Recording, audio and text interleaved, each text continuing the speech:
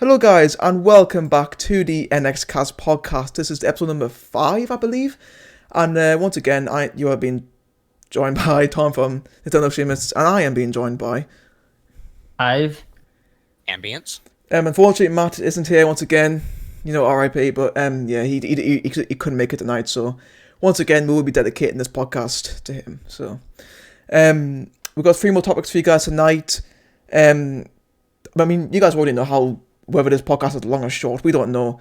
So if it is a little bit short, sorry. If it's a bit long, sorry. I don't know what your preferences are. But enough waffle. Let's get right into this. So we're going to start off with my topic this week, and that's going to be talking about our first video game experiences. Now, as you guys may not know, we all love video games. Okay, it's the reason why we do YouTube. It's the reason why we make the content that we enjoy making. And I thought, you know what, let's try and learn about how we all actually managed to get into video games. So I think I'll start on this one. My first console that I actually played was the PS2, which I think is very fitting because it is probably, I'll say probably one of, if not the best console ever made. And yeah, my first ever game I played was Cartoon Network Racing. And it was my dad's PS2, and I basically had this, I mean, like, I was 2 years old. And I picked up a controller. I was like, okay, oh, what's this? And I started just playing this game. I mean, like, it was already on, so I didn't have to like sign in or anything. But yeah, it was already on, and I just hopped in, and I was just beyond terrible, as you would expect for a 2-year-old playing video games the first time. It was an absolute mess. But yeah, honestly, that was the first time I actually picked up a controller to play video games. And I don't know how, but like I actually just kept going at it because like, I wanted to try and get better at the game when I was that young. And yeah, I didn't do too well in the game because then we got rid of the console not long after. That was a shame. But yeah, honestly, I mean, it's so weird because like I actually went back to play the game on the PS2 emulator a few months ago, and just all the nostalgia came back to me. Honestly, I think people consider it to be one of the, not one of the worst games ever made for the PS2, but definitely, like, you wouldn't consider it to be a good game. But honestly, I think for a kart racer that came out in 2006, that, wasn't wasn't like Mario standard. Like, it was literally Cartoon Network. I mean, Cartoon Network's amazing, obviously, but I think just for like a Cartoon Network type game, which, I mean, like, there's the whole thing about like industries and video games are like, like TV shows, video games, where it just doesn't go very well. Like third party games, that's probably a better word to use. Like, I think like they're just like never really that good. But I think with this game, when it came out, and especially towards the end of the PS2's lifetime, I believe the PS3, if it already hadn't come out, was just coming out at the time as well. So yeah, honestly, I think it was an amazing game, personally. Yeah. And honestly, I just loved it. And then my video game thing just went off in there. I think I got a DS for the Christmas that year. So yeah, that was amazing. I owe a lot to the PS2. It was a great console, and it definitely got me started on my video games. Ambience, what about you?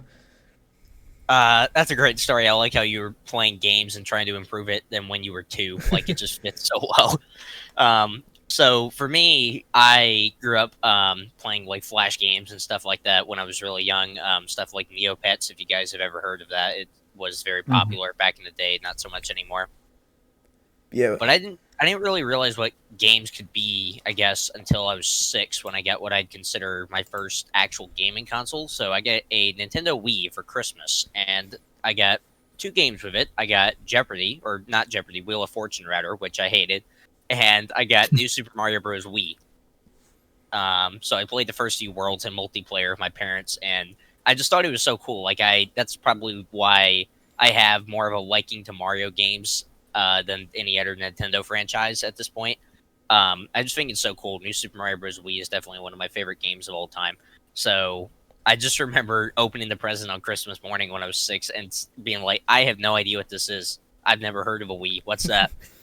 So I got the game, I started playing it. I started learning the controllers, which is probably how I got so comfortable with a Wii remote. And that was, I think, my first introduction to games. And I kind of missed back then because they were really actually so much fun. Like, it was such a fresh new concept. And I've kind of gotten to relive that recently with some of the VR games that I've been playing because I'd never really tried out VR before. But yeah, it was just a blast. I think we all have fond memories of when we first started playing games. And for me, that started with the Nintendo Wii. Yeah, I love the Wii as well. It's a great console. I recently purchased one, to just play Mario Kart TGP, which I still haven't gone on to do, so I need to do that. So Come on, Tom, wake up. but yeah, honestly, the Wii was a great console. Definitely one of my favorite consoles I've ever played. It's just, again, just like what you said, like just like it's just such a fresh concept, and I've got so much good memories. I mean, yeah, back when gaming was actually like really fun to do. I mean, like, I don't know, it just feels like when you get older, gaming just feels like it feels more right to do, but at the same time, it just feels less fun, if you get me. Like, it just feels like, okay, I've done this for like 10 or so years now. I'm used to it. It's just not as much of a buzz as well as when I was really young. Yeah. Like, I know for myself, because like I remember video games from when I was like really young, like 2 and 3, but I wasn't playing them. I was watching my family play them, my brother and my cousins. And my first ever game, I'll say 2 things, because the first ever game that I remember is Crash Bandicoot Wrath of Cortex on the PlayStation 2. My brother got one for his birthday around 2008, and I was really young at the time. I could barely even speak English, so I just used to watch him, and I remember the first thing I used to read to learn when I started learning to read was my mom saw how much I liked Crash Bandicoot, but she didn't want me playing the game because I was so young. So she let me read the manual, and that's actually how I started learning how to read properly, which I think is quite cool. But then, for as much as I love that, I would say it's the first gaming experience that I remember, but the first game that I distinctly remember for myself, like just for me, was my mom bought me a DS. I think it was because I did really well in tests or something like that. It was like a present, and I got New Super Mario Bros. DS. Well, I think it was just the original New Super Mario Bros. And I loved it, right? I thought it was really, really cool. But I remember crying because when I put it in for the first time, it didn't work, which was I was like, why is it not working? And then I took it back out. And yeah, so I'd say I definitely grew up playing my brother's PS2, which has now been it's probably the console I use the most today. I've been on a bit of a nostalgia trip on the PS2, but and then obviously the DS, and everyone had the Wii. Everyone had the Wii. I remember my parents got me. I'd say this is the true definitive first gaming experience. We were sick of the PS2. It was like 2010, 2011. I think it was 2012 actually. And for Christmas, my mom got me and my brother the Wii, and I remember we gave my friend a walkie-talkie to and because we were next door neighbors, to tell us over the walkie-talkie how to unlock Dry Bowser, and that's my first introduction to gaming. Oh So, man, That's great. But honestly, I think, because again, we're all quite close in age, and then honestly, I think everybody like in our generation had a DS and a Wii. Like, oh man, but yeah, honestly, I think I can sort of relate to the whole manual thing. Like, I mean, like I wasn't using it to like help us read and stuff, but like I just enjoyed reading the manuals when I was like really bored. Me too. I think I read the manual of every Wii and DS game that I ever had, and I was so disappointed when they went digital. oh yeah, it's just like nowadays they don't. It slowly got worse over time. Like it slowly degraded. Like I remember it was color, then black and white, then they're like a little pamphlet, and now they just don't exist. They actually don't exist, which I find incredibly disappointing. Well, hey, you can't win everything, so Yeah, very disappointing. I mean, I've got my copy of Mario Kart Wii now. I'll open it up. I'll look at the manual. It's so nice. manuals are the best, bro. Absolutely amazing. So, how you gonna hop on your topic since it is kind of related to this? Yeah.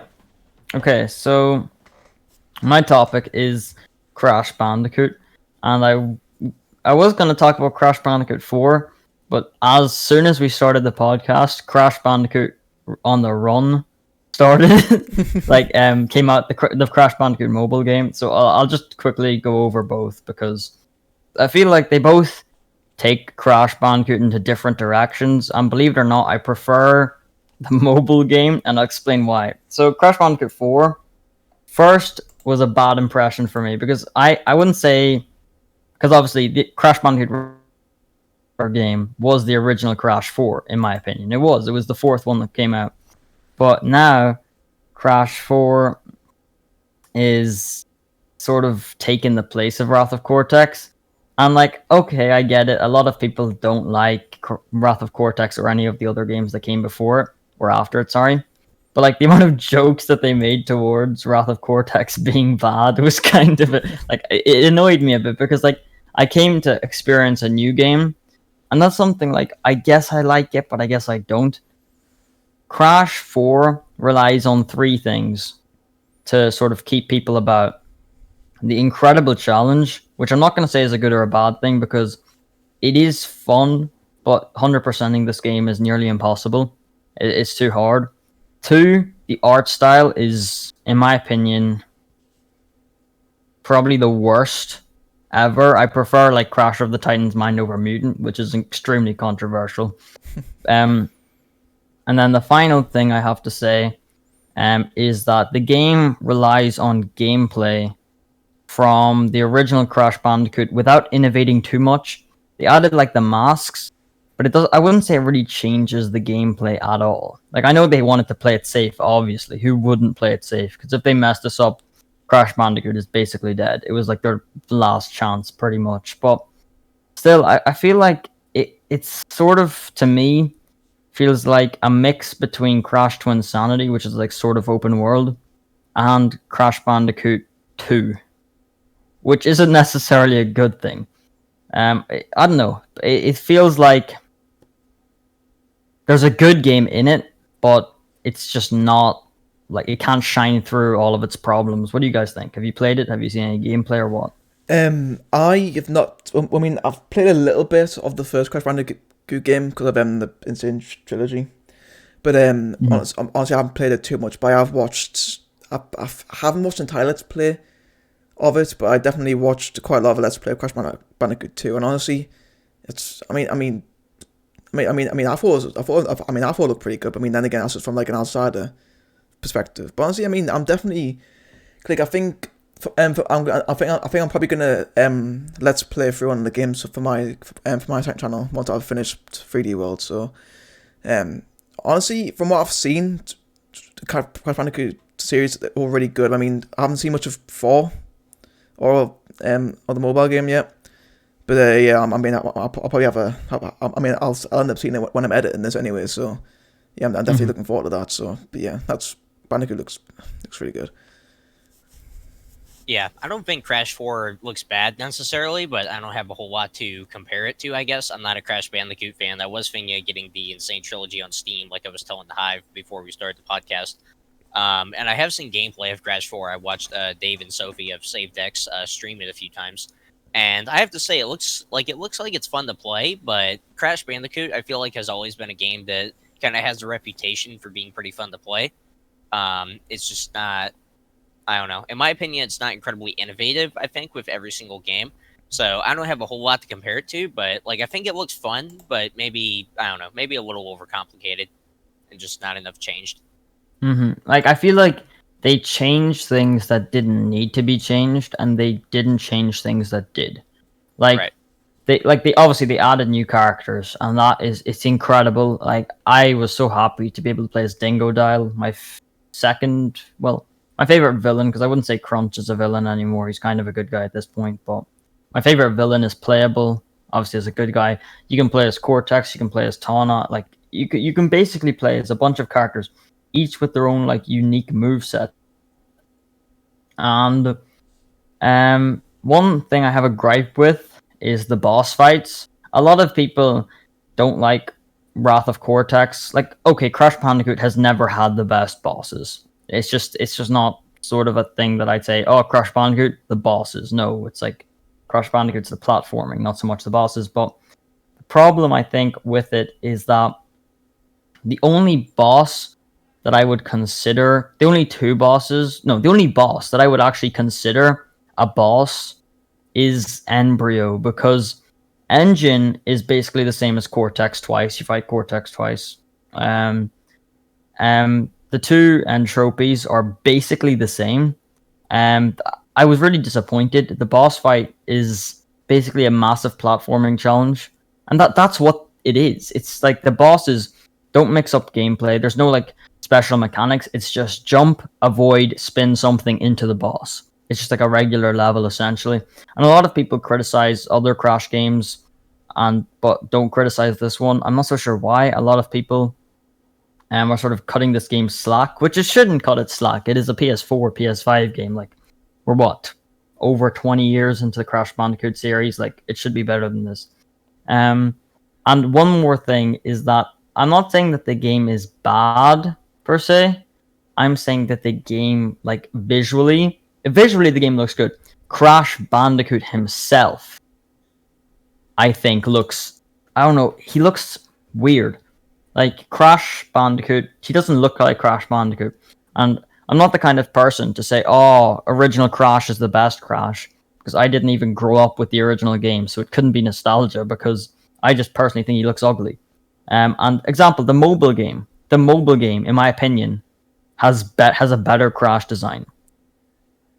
It just looks, I think it looks better. And I really hope, they probably won't, but I really hope that for the next game, there will be another one. The Crash sold well, but for the next game, the graphic style is changed, but I doubt it will be. It's just a pity, because the Insane Trilogy looks so good, and for Crash 4 to sort of look too weird, I don't know how to explain it, but I don't know. I just don't like the look of it. What do you guys think?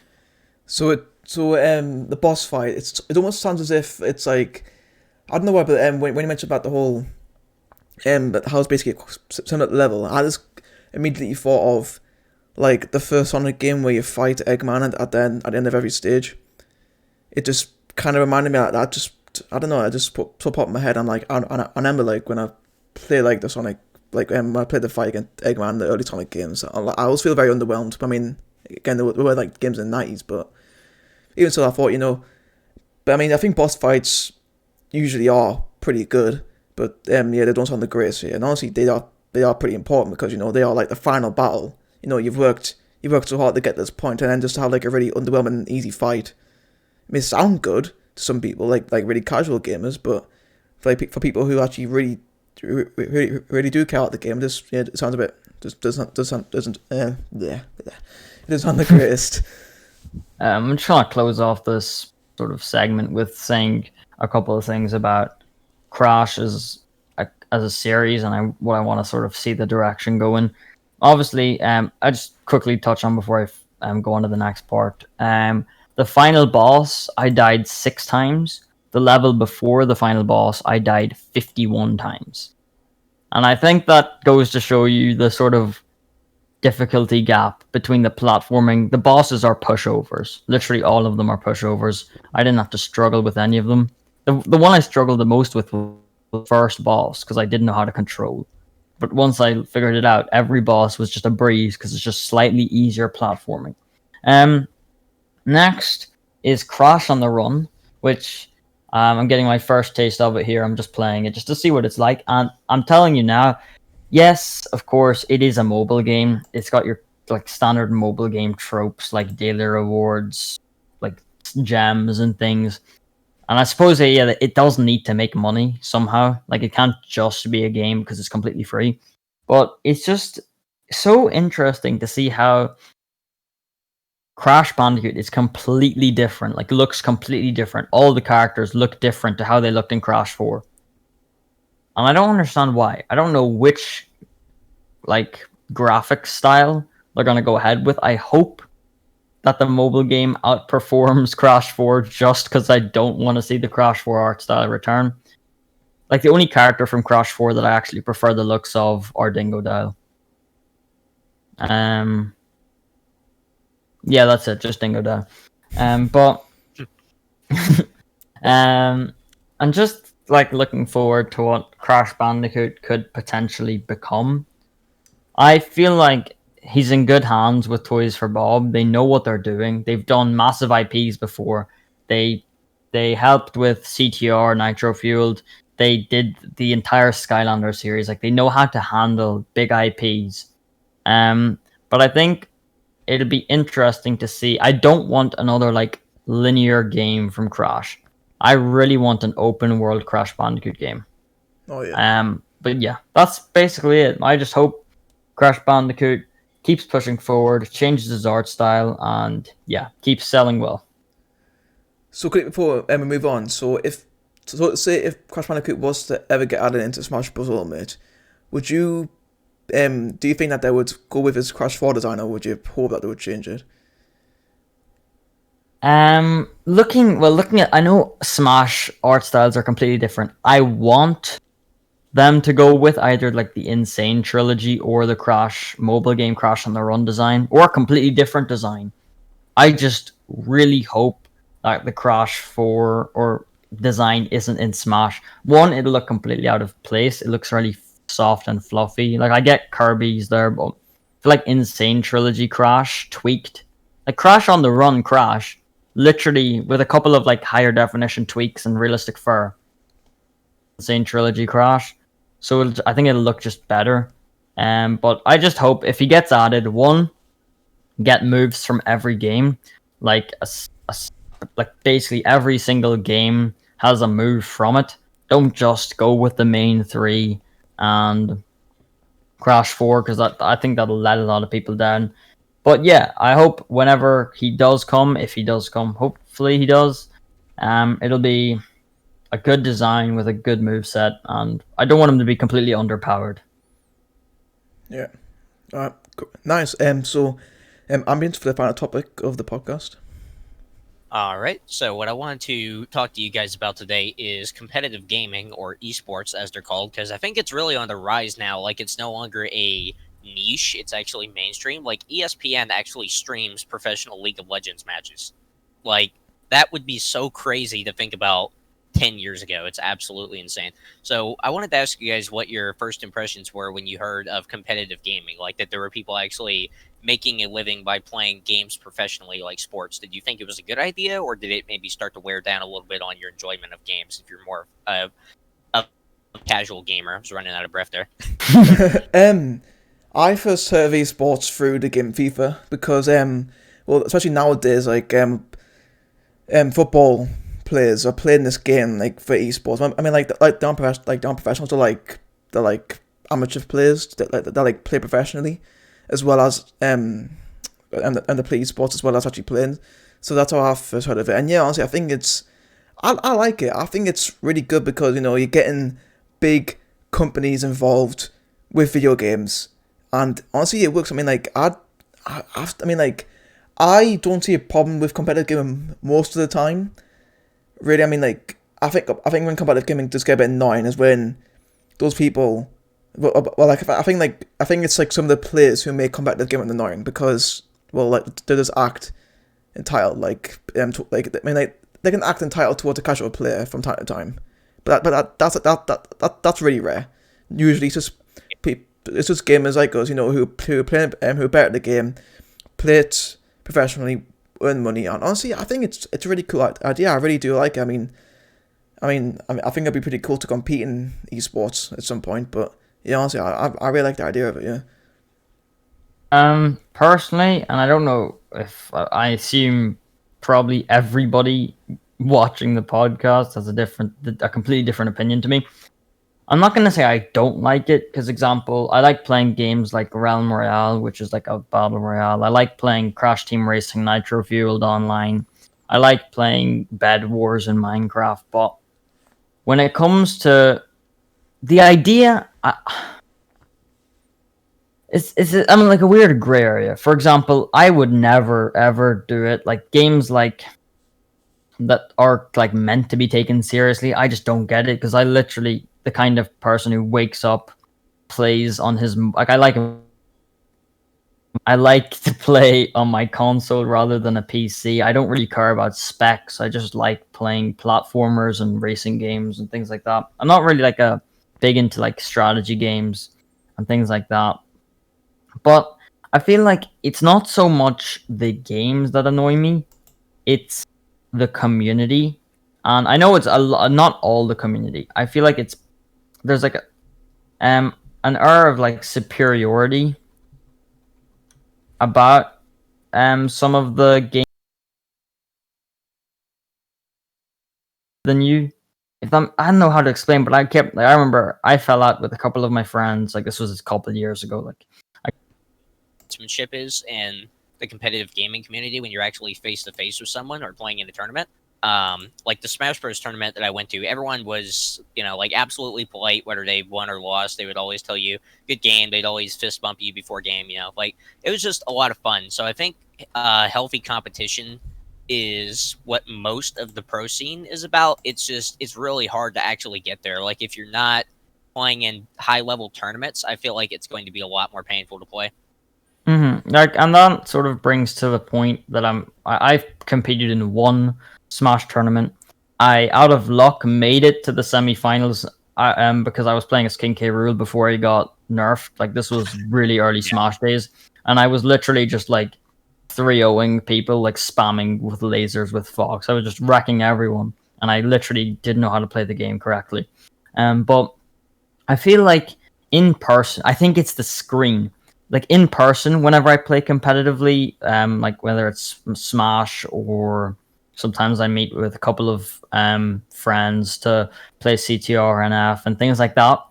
The sportsmanship, as you said, is really good. I think it's because they're not hiding behind the screen. Right. Whereas it's more real. And I feel like the idea of esports in person. I love the idea of getting together with people, making friends while playing games. And you can still do that online. But I feel like online, when people can sort of like hide behind the screen, a lot of the toxicity comes out. But I love the idea of like meeting up with people that you don't know or you wouldn't know, like for a tournament in like your local game store and just playing and making new friends. Yeah, the part about toxicity coming online, then I think that's very true. I have kind of found a way to remedy it, which is actually talking to your teammates over voice. If you're on games like CSGO or Valorant and you're talking to people over voice, usually they'll actually find it harder to be toxic, in my opinion, than through text chat. Like if you're on Discord with someone, that might help also. But yeah, like the absolute sportsmanship difference in competitive gaming when it's in person versus online is it's absolutely insane. I know. It's just a pity though. So, some people just ruin the experience for others, but that's just what society is, I suppose. Pretty much, yeah. Yeah, I mean, like, I think I don't want to sound like bad here, but I think like one like well-known example of like like a toxic community within competitive gaming is probably Smash Melee, and that's not against people who play it all, because I love Melee a lot. But I mean, I think you do find and like even nowadays, like even when Melee's like 10 years, sorry, like 20 years old this year, like you still have those competitive gamers who they just think they think that just because they're better at the game, like they're better than everybody else at anything in life, really. And I think like what you said Hive about them being behind the screen and then not being able to like see you face to face makes them just more toxic because like you don't know what they look like, where they live, and stuff like that. So yeah, I mean, and also like I said, I mean like meeting up to go to like a convention where there's gonna be a tournament held, playing against people there, that's really good, because again, like I said, you're making friends. But I think so it's unfortunately like there are a small minority of people who do like let esports down. But honestly, I think overall, if you ignore those toxic people, overall esports it's a really good concept, I think. And honestly, I think it's really cool how you can just like make money from playing games normally. Like you don't even need to have like a YouTube account or anything. Like no, you can do just like go in a tournament, and if you win, you make some money. It's like really cool. But yeah, honestly, I think esports overall is just great. It just unlocked a memory for me. Actually, I remember going to a convention and playing. I think it was one of the Mario Karts. I can't remember. I think it was Mario Kart Double Dash, and there was like a little tournament of people like who could get the best time on Luigi's Circuit. And I remember I actually got a runners-up prize of a £20 PS4 gift card. So it was pretty good. Like I felt like a pro, mostly because the other people are playing games for like 7, and I was like 11 at the time. But still, I think there was actually one adult in the whole competition, and he was the guy who came first. He was so out of place. Like I kind of feel bad for him though, because the adults competition, he was too late for it. just competed against us. We were all getting like 2-minute times, and he got like some like 50 seconds. I can't remember what it was, but it was much faster than us. So, man. Yeah, that actually reminds me of me doing too. Like I think like I was 12. I may have just been just before I was 13.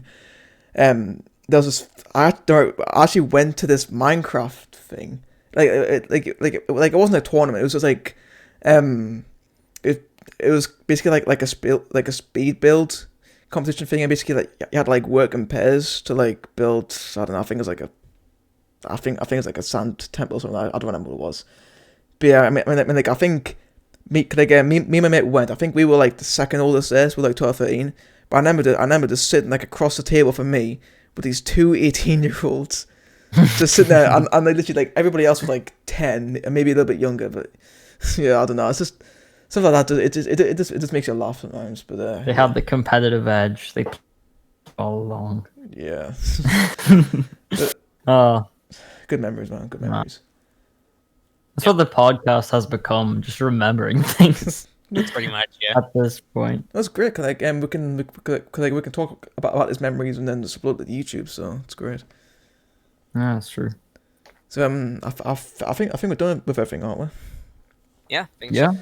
All right, guys. That's gonna be it for this podcast. It's a little bit shorter than usual. But you know, it's over half an hour. So that's good enough for me. Thank you so much for Hive and Ambience for once again joining me. They will be here next time, and hopefully Matt will be here again next time, and maybe there may even be a fifth person joining us. But you have to wait and see for that one. I've got to sort a few things out. But yeah, it's been a real blast talking to you guys once again. I know it's been another while since I've done the last podcast, and like our schedule for the podcast, I'll admit, hasn't been great. But you know, we are working on it, guys. And if any of you people watching are from me and my channel, guys, we are getting stuff sort of for Nintendo streamers again. It's just we've been really busy in real life, so yeah, that's basically why there's been a bit of a delay and stuff. But yeah, that's pretty much it from us. Thank you all for tuning in and watching, and we'll see you all next time.